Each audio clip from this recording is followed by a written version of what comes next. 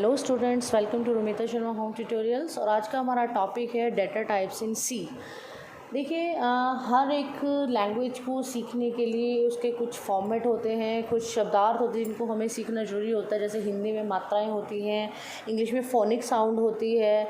तो उसी तरह से क्या होता है कि हमें क्या होता है कि क्या क्या किन किन डाटा टाइप्स, किस तरह की डाटा टाइप्स को हम लोग इसमें सी में यूज़ कर सकते हैं, इस टॉपिक को हम लोग आज इसमें स्टडी करेंगे।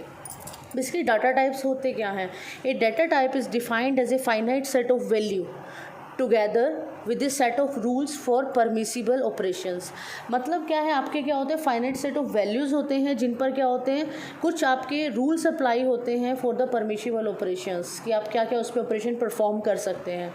ये आपके डाटा टाइप की डेफिनेशन होती है। तो अब जो डाटा टाइप है वो तीन तरह के होते हैं। बेसिकली आपका जो डाटा टाइप है तीन तरह के होंगे: fundamental data type, derived data type end user defined data type. ठीक है, इनको वन बाय वन हम लोग डिटेल में स्टडी करेंगे। सबसे पहले हम लोग करते हैं फंडामेंटल डाटा टाइप्स। इसमें क्या होता है, फर्दर आपके थ्री पार्ट्स होते हैं: इंटीजर, फ्लोट एंड वॉइड। उसके बाद इंटीजर भी दो तरह का होगा, इंटीजर, करेक्टर। फ्लोट क्या होगा भी आपका दो तरह का, आपका फ्लोट होगा, डबल होगा और वॉइड होगा। मीन्स फंडामेंटल डाटा टाइप्स में हम लोग पांच तरह की चीज़ें, पांच तरह के डाटा टाइप पढ़ेंगे: integer, character, float, double and void. ठीक है, ड्राइव्ड आ गया था। ड्राइव्ड कौन से होते हैं? वो डाटा टाइप्स जो हमारे फंडामेंटल डाटा टाइप्स को यूज़ करके हम लोग बनाते हैं, उनको बोलते हैं हम लोग ड्राइव्ड डाटा टाइप। जैसे एरे, पॉइंटर, फंक्शंस। ठीक है, इनको बेसिक डाटा टाइप्स को यूज़ करके हमारे डिराइव्ड डाटा टाइप बनते हैं। उसके बाद थर्ड हमारे आते हैं यूज़र डिफाइंड डाटा टाइप। जो सी प्रोग्रामिंग लैंग्वेज है वो अपने प्रोग्रामर को अलाउ करती है कि वो अपनी एज के अकॉर्डिंग भी कुछ ना कुछ डाटा टाइप्स को डिफ़ाइन कर सके। तो इसमें आपका हम लोग पढ़ेंगे स्ट्रक्चर के बारे में, यूनियन के बारे में, इनम के बारे में, क्लास के बारे में। अभी इस लेक्चर में सिर्फ आपको मैं थोड़ा इंट्रोडक्शन दूंगी, डिटेल में इसको आगे कवर अप करेंगे पूरा का पूरा। So C basically support three types of data types: fundamental data types, derived data types and user defined data types। अब वन बाय वन क्या करते हैं, हम इनको स्टडी करते हैं। तो चलिए सबसे पहले पढ़ते हैं हम अपने सबसे पहले वाले डाटा टाइप्स को, दैट इज़ फंडामेंटल और बेसिक डाटा टाइप्स। यस, तो फंडामेंटल डाटा टाइप्स कौन से? बेसिक डाटा टाइप जो सी में इनबिल्ट हैं। इसमें हम चार तरह की, मैंने बताया पांच चीज़ें पढ़ेंगे: integer, character, float, double and void. तो सबसे पहले हम चलते हैं इंटीजर डाटा टाइप की तरफ। डाटा टाइप क्या होता है? An integer in an integral whole number without a decimal point. 0 से 9 को लेकर, डिजिट्स को लेकर जो भी हमारे होल नंबर बनते हैं वो सभी हमारे क्या आते हैं, इंटीजर बनते हैं। तो इंटीजर क्या है? आपका एक इंटेग्रल होल नंबर है जिसमें कोई भी डेसिमल पॉइंट नहीं होता है। A variable of this type is use to store any integer value. कोई भी इंटीजर वैल्यू को स्टोर कर, अगर किसी वेरिएबल को इंट टाइप का हम कर देते हैं तो क्या होगा हमारा कि उसको, उसमें कोई भी इंटीजर वैल्यू डिक्लेयर। जैसे हम लोग क्या करते हैं, मान लीजिए मैंने किया इंट ए, तो ए में ए की वैल्यू मैं 5 देती हूँ, 6 देती हूँ, 10 देती हूँ, 12 देती हूँ। तो ये जो इसका डाटा टाइप इंटीजर है ये क्या करेगा, इसकी वैल्यू को स्टोर कर लेगा, इसके लिए ए के लिए बाइट को रिजर्व कर लेगा।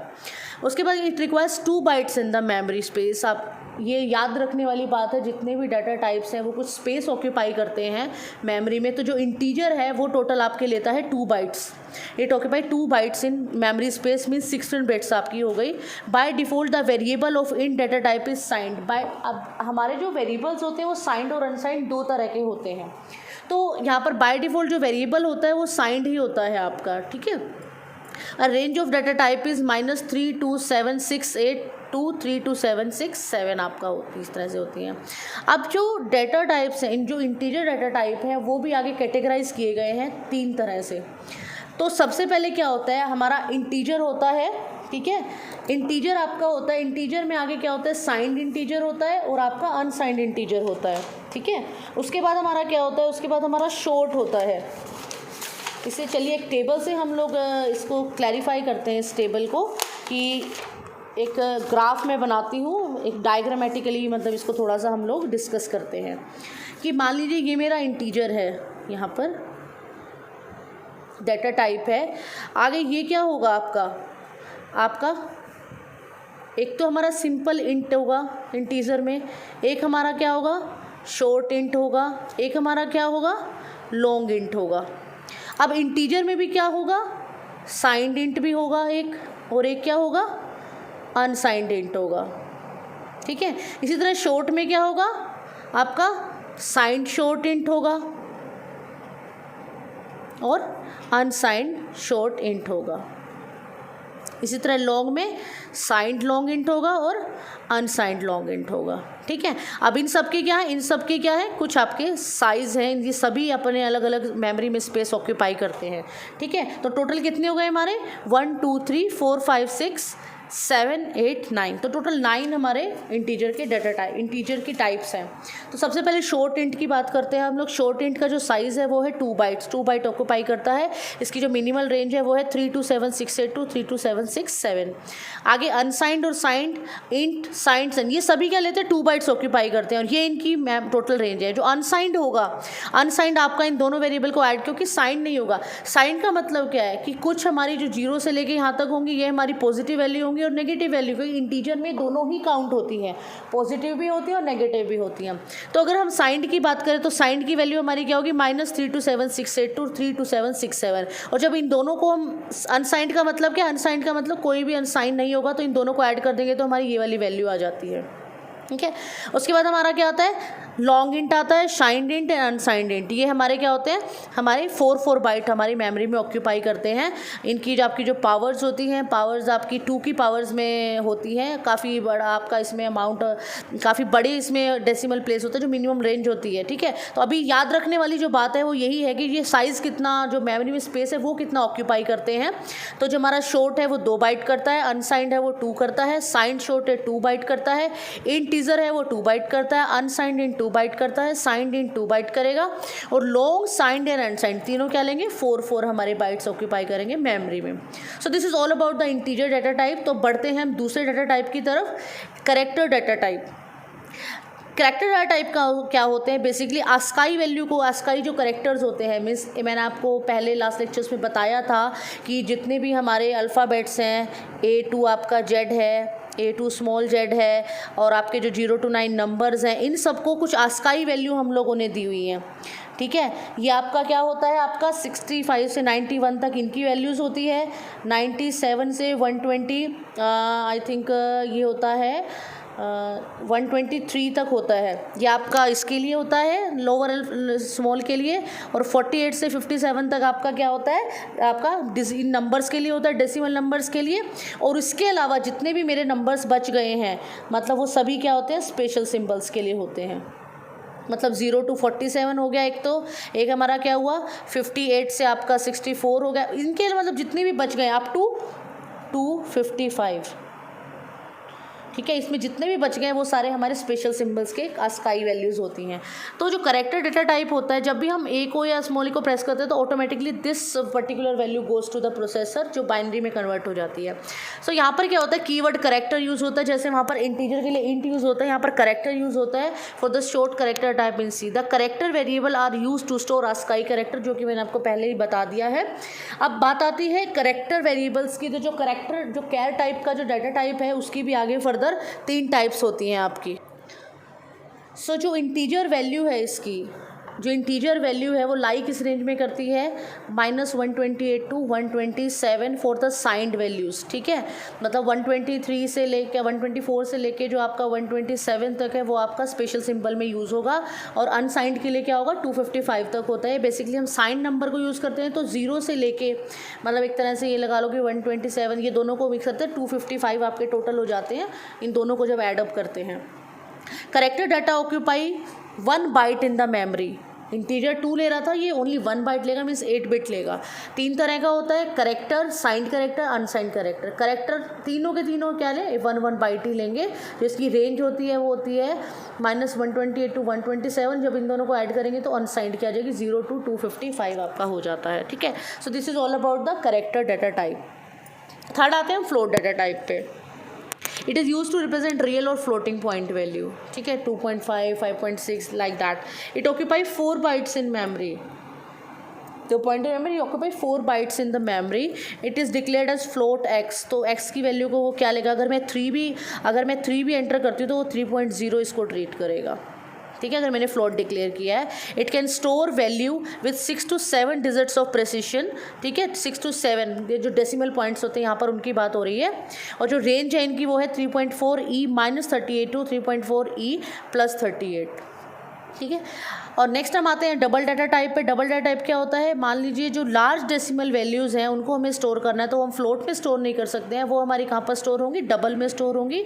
तो इसको कैसे डिक्लेयर करते हैं, डबल एक्स से करते हैं, और डबल ही हो गया तो ऑब्वियसली है ये क्या कितनी मेमोरी स्पेस ऑक्यूपाई करेगा, 8 बाइट्स का मेमोरी स्पेस ऑक्यूपाई करेगा, और 14 to 50 प्रिसीशन डिजिट्स आपकी डबल में हमारी यूज़ करते हैं, मतलब अप टू स्टोर कर सकते हैं इसमें हम। ठीक है, तो ये हमारा इंटीजर हो गया, करेक्टर हो गया, फ्लोट हो गया, डबल हो गया, और इसके बाद जो हमारा लास्ट जो आता है वो आता है हमारा वॉइड। हाँ जी, तो वॉइड डाटा टाइप बेसिकली क्या होता है। अच्छा, यहाँ पर एक चीज़ और है, डबल की जो साइज़ है, जो डबल ऑक्यूपाई करता है, दो तरह का होता है डबल। आपका जो डबल है वो 8 बाइट लेता है, जो लॉन्ग डबल है वो 10 बाइट लेता है। This is about the minimal range of the double and long double.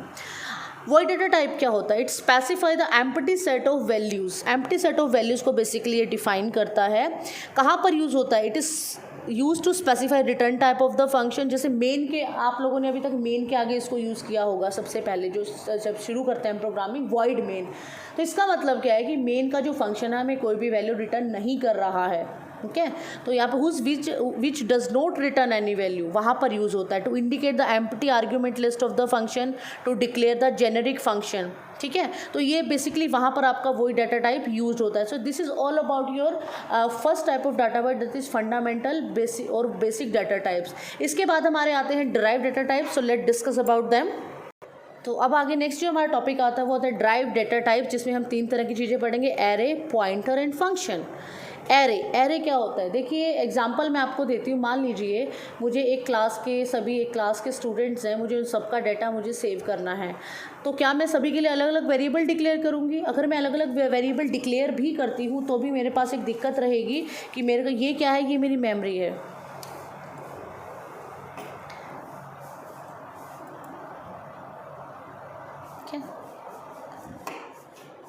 It's not necessary कि जब मैं कोई वेरिएबल डिक्लेयर करके उसकी वैल्यू को स्टोर करती हूँ वो सभी क्या है, सभी कॉन्टीन्यूस मेमोरी लोकेशन पर स्टोर हो सकता है ए यहाँ पर स्टोर हो, बी यहाँ पर स्टोर हो, सी यहाँ पर स्टोर हो। अगर मैं जो सिमिलर तरह का डाटा है अगर मैं उसको कॉन्टीन्यूस मेमोरी लोकेशन पर स्टोर करना चाह रही हूँ तो मैं किसका यूज़ करती हूँ, तो मैं एरे का यूज़ करती हूँ। ठीक है, तो collection of homogeneous data elements. Homogeneous का मतलब they all have the same type of attributes, right? Collection of homogeneous data elements, that is collection of data items with the similar data type similar होगा उनका and with having a common name, तो वहाँ पर उसको क्या बोलते हैं हम लोग, एरे बोलते हैं।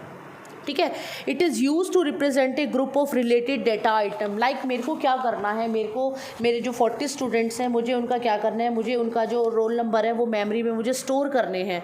तो मैं जब डिक्लेयर करूँगी तो इसने क्या बोला कि कॉमन डाटा टाइप होना चाहिए। तो मान लीजिए मैंने क्या किया, मैंने एक एरे डिक्लेयर किया। यहाँ पर क्या होगा आपका, ये हो गया, ये आपका यहाँ पर ये हमारा होता है डाटा टाइप ऑफ एरे।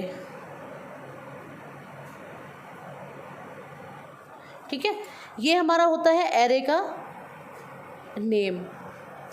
ये होते हैं हमारे सबस्क्रिप्ट्स और ये होती है हमारी लेंथ। तो ये चारों चीज़ें हम लोगों को ध्यान में रखनी है जब भी हम कोई एरे को डिक्लेयर करते हैं। और जो एरे है, मान लीजिए मैंने क्या करती हूँ, जो एरे के जो एलिमेंट्स हैं वो क्या होंगे, 0 से स्टार्ट होंगे, A1 और अप टू AN-1।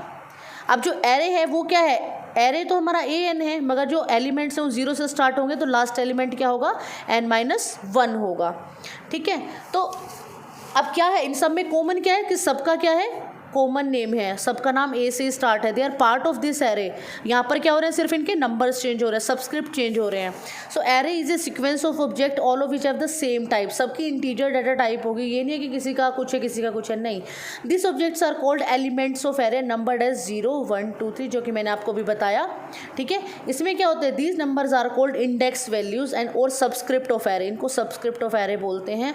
जैसे एग्जाम्पल देखिए, मैंने जैसे इंट रोल नंबर 7 किया, तो यहाँ पर इसके सबस्क्रिप्ट क्या होंगे, roll number 0, roll number 1 up to roll number 6, N-1 तक हमारा चलेगा। ठीक है, अभी फॉर द टाइमिंग हम लोग सिर्फ इसका इंट्रोडक्शन लेते हैं कि एरे बेसिकली होता क्या है। इस पर जो प्रोग्रामिंग है हम नेक्स्ट अपने लेक्चर में इसको करना बताऊंगी आपको कि एरे कहाँ पर यूज़ होता है और किस तरह से इसको यूज़ करते हैं। ठीक है, इसके बाद हमारे पास क्या आता है, इसके बाद हम पढ़ेंगे पॉइंटर के बारे में। तो चलिए पढ़ते हैं पॉइंटर। पॉइंटर्स क्या होता है? It is a variable that contain the address of another variable in memory. ठीक है, देखिए मेमोरी क्या होती है, ये दिस इज़ योर मेमोरी। ठीक है, जैसे हम बोलते हैं 4 GB रैम है, 8 GB रैम है, that is all about we are talking about ROM here. तो अगर मान लीजिए जब भी मैं कोई वेरिएबल डिक्लेयर करती हूँ इंट ए, ठीक है, ये क्या है, ये एड्रेसेस है मेमोरी के। पूरी की पूरी मेमोरी क्या होती है आपकी, डिवाइडेड होती है पर्टिकुलर स्लॉट्स में। तो मान लीजिए यहाँ पर क्या है, मैंने 1 बाइट की मेमोरी को पूरे को डिवाइड कर दिया, यहाँ पर ये एड्रेसेस है। जैसे ही मैंने इंट ए किया तो क्या होगा, मैंने कोई वेरिएबल डिक्लेयर किया तो ऑटोमेटिकली क्या करेगा प्रोसेसर, जैसे मैं इंट ए करती हूँ तो ए वेरिएबल के नाम से इंटीजर कितनी बाइट लेगा, 2 बाइट लेगा। तो यहाँ पर क्या देगा, 2 बाइट इसके लिए स्टोर कर देगा ए के लिए। आगे मैंने किया करेक्टर सी क्या है, 1 बाइट रिक्वायर्ड होती है, तो इसके लिए 1 बाइट डिक्लेयर वो कर यहाँ पर रिजर्व कर देगा। सो this is how your memory works. अब मैं जब मैंने ए को 5 किया, ए को मान लीजिए मैंने कोई वैल्यू दी, ए को मैंने 5 कर दिया, तो जहाँ पर भी ए के नाम से मेमोरी रिजर्व है वहाँ पर ये इंटीजर वैल्यू अपनी बाइनरी वैल्यू के उसमें कन्वर्जन में स्टोर हो जाएगी। ठीक है, बट अब क्वेश्चन अराइजेस कि मैं ये जानना चाह रही हूँ कि ए तो चलो, ए तो मेरा मेमोरी में तो स्टोर हो गया, बट ए का जो एड्रेस है वो क्या है। अगर मुझे उस एड्रेस को जानना हो तो वहाँ पर जो रोल आता है वो आता है पॉइंटर्स का आता है। पॉइंटर क्या होता है, एक वेरिएबल होता है जो किसी दूसरे वेरिएबल के एड्रेस को स्टोर करके रखता है। ठीक है, ये देखिए यहाँ पर मैंने क्या किया, यहाँ पर मैंने इंटीजर ए लिया। ठीक है, अब मैं जानना चाह रही हूँ इंटीजर ए है, यहाँ पर मैंने उसकी वैल्यू दे दी A5, यहाँ पर स्टोर हो गया। ये क्या है, 301 लोकेशन पे मेरा स्टोर है। अब मुझे इस एड्रेस के बारे में पता करना है, तो यहाँ पर मैं क्या करूँगी, एक और वेरिएबल को मैं डिक्लेयर कर दूँगी P को, जिसका है P, वो कहीं पर और मेमोरी में कहीं और स्टोर है। ठीक है, मैंने P को यहाँ पर स्टोर कर दिया। अब P की जो वैल्यू है वो क्या होगी, पी की जब वैल्यू पे हम जाएंगे वो पी क्या कंटेन कर रहा है, 301 कर रहा है, तो automatically it will contain the address of this particular variable. इसकी वैल्यू क्या 301 है। अब किसी भी पॉइंट को जब डिक्लेयर करते हैं तो वो कैसे डिक्लेयर होता है, int asterisk P.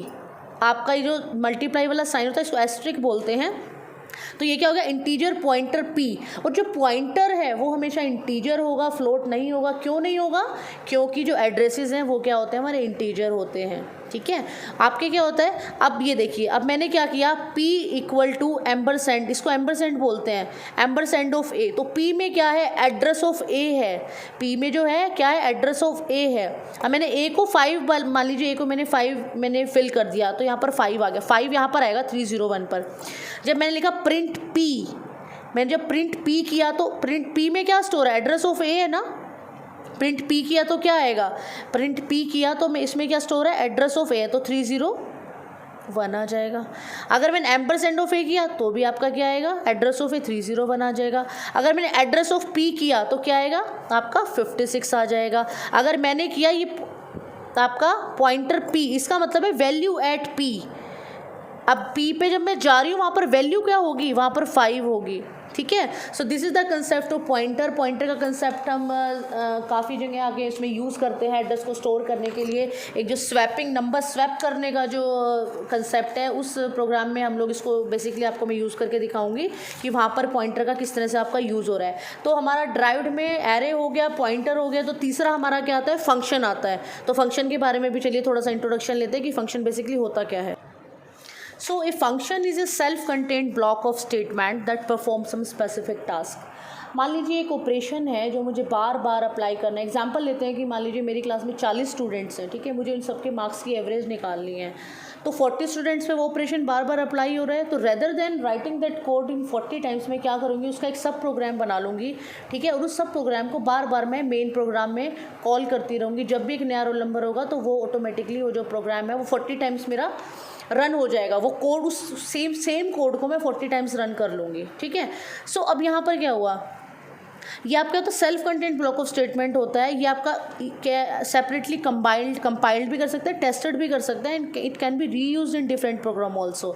Basically when a number of program statement are group together in a block or unit with specific name is called a function or sub programme. ठीक है, इनको क्या करते हैं, जैसे मान लीजिए मेन एक फंक्शन है मेरा, ठीक है, यहाँ पर मैंने क्या करा, एवरेज के नाम से एक फंक्शन को कॉल कर लिया, और इन करली ब्रेसिस के बाहर क्या किया मैंने, करली ब्रेसिस के बाहर मैंने क्या करा, एक फंक्शन नाम का कोड लिख दिया यहाँ पर कि एवरेज करने के लिए क्या चाहिए, सभी मार्क्स चाहिए, वो लिख दिया।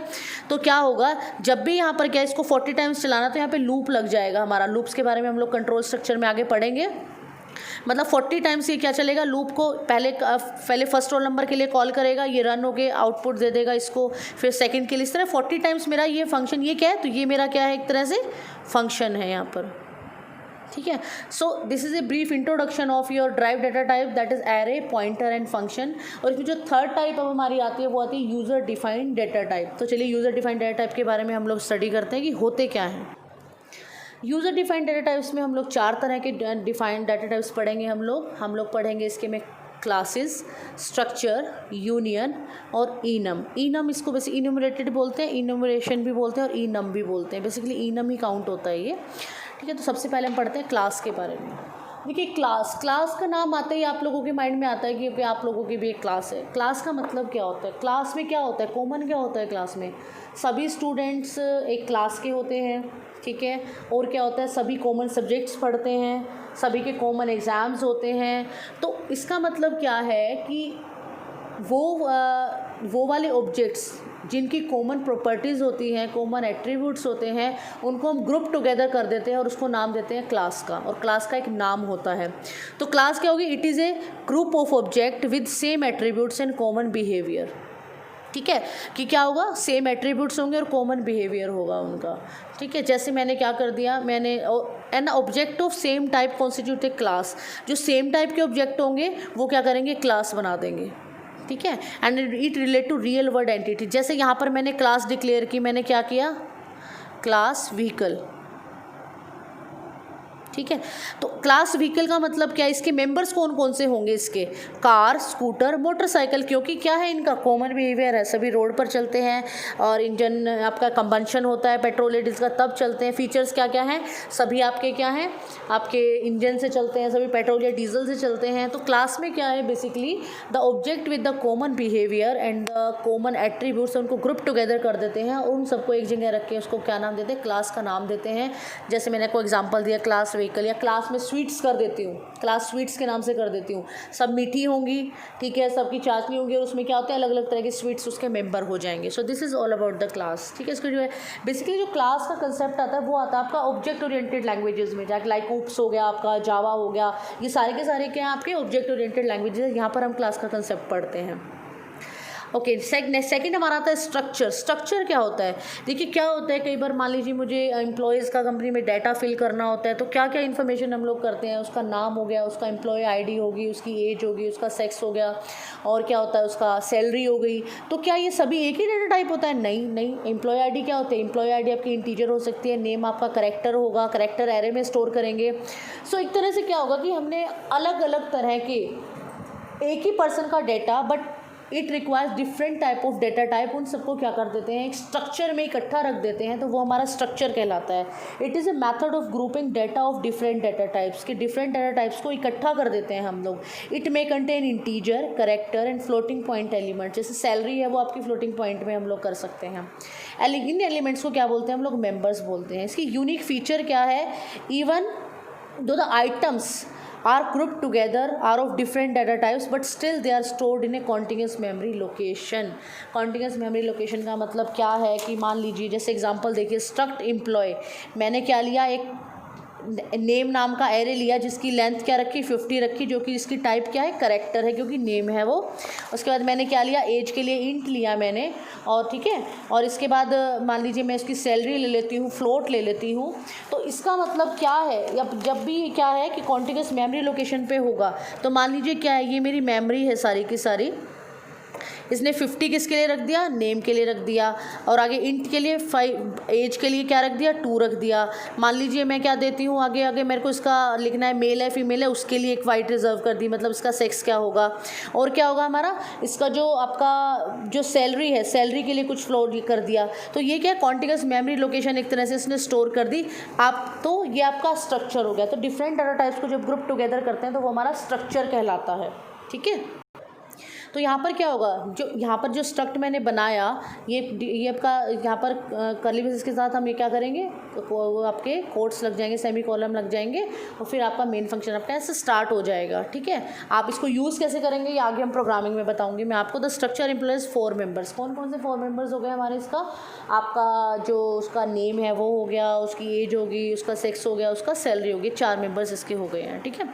तो अब आगे बढ़ते हैं यूनियन। जो थर्ड जो यूज़र डिफाइंड डाटा टाइप है वो है आपका यूनियन।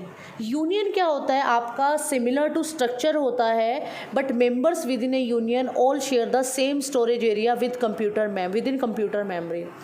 जैसे देखिए मैंने वहाँ पर जो स्ट्रक्चर था उसमें मैंने क्या लिया था कि जो नेम है वो एरे लिया था, जो नेम कैरेक्टर नेम 50 लिया था। मान लीजिए नेम के लिए 50 आपका नहीं यूज़ हो रहा है, उतनी लेंथ हमें रिक्वायर्ड नहीं है, तो उसमें क्या हो रहा है, उसमें वो स्पेस खाली रहता है। मगर क्या होगा यूनियन में, क्या होगा, वो स्पेस आपका क्या करेगा, जो नेक्स्ट आपका जो भी हमने मेंबर उसमें डिक्लेयर किया है वो उसको ऑक्यूपाई कर लेगा। So unions are basically used to conserve the memory, right? So when a union is declared, compiler automatically allocates a memory location to hold the largest types of members in the union। ठीक है ना, वो जितना मतलब largest data type है ना उसके according उसको कर दे। जैसे इंटीजर है, जो सबसे बड़ा डाटा टाइप कौन सा होगा, उसका लॉन्ग होएगा जो कि 4 बाइट लेता है, तो ऑटोमेटिकली उसके लिए 4 कर देगा वो, ठीक है ना। और अगर वो बच होगा तो बाकी जितनी आपकी रिमेनिंग होगी वो आपकी यूज़ होते हैं।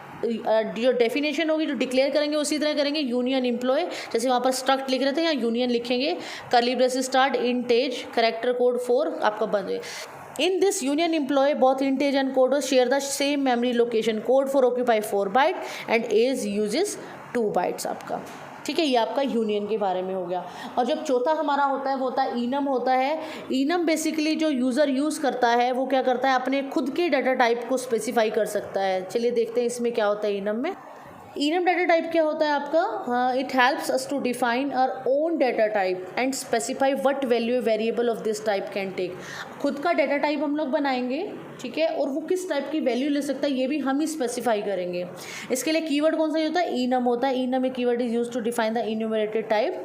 Enum keyword automatically enumerates a list of words by assigning them integer value 0 1 2 7। Like मैंने यहाँ पर क्या किया, डे, तो ये तो क्या हो गया, ये तो टैग नेम हो गया इनम का, और ये क्या हो गया, वैल्यू जो वो लेगा। अब इसमें क्या होता है, इसमें जो वैल्यू है, जो डे की वैल्यू है वो मंडेज ट्यूसडेज वेडनेसडे ही होगी, ऑटोमेटिकली वो अपने पास 0 1 2 में करेगा। तो डे इक्वल टू 2 ये परमिटेड नहीं है, इसमें कोई भी इंटीजर डाटा इसमें नहीं, सी में परमिटेड नहीं है कि इनम में इस तरह का डाटा दे, तो ऑटोमेटिकली वो क्या लेगा, डे के नाम ही लेगा। तो इनम क्या होता है, यूज़र अपना खुद का डाटा टाइप इसमें स्पेसिफाई कर सकता है और उसमें क्या क्या वैल्यूज़ वेरिएबल की हो सकती है ये भी वो उसमें डिफाइन कर सकता है। So this is all about the basic data types used in. So यहाँ पर मैं इस टॉपिक को ख़त्म करती हूँ। हम लोगों ने आज के टॉपिक में तीनों टाइप के डाटा टाइप्स हम लोगों ने स्टडी कर लिए हैं। एक ब्रीफ इंट्रोडक्शन आपको सब क्या मैंने दे दिया है यहाँ पर। अगर किसी को भी इस वीडियो से रिलेटेड कोई क्यूरी है, डाटा टाइप से रिलेटेड कोई क्यूरी है, तो आप मेरे को कमेंट सेक्शन में लिख सकते हैं। और इसके आप मेरे नई वीडियोस के लिए बेल आइकन को प्रेस करें ताकि आपको आगे की नोटिफिकेशन मिलती रहे, ठीक है। Till then take care, bye bye.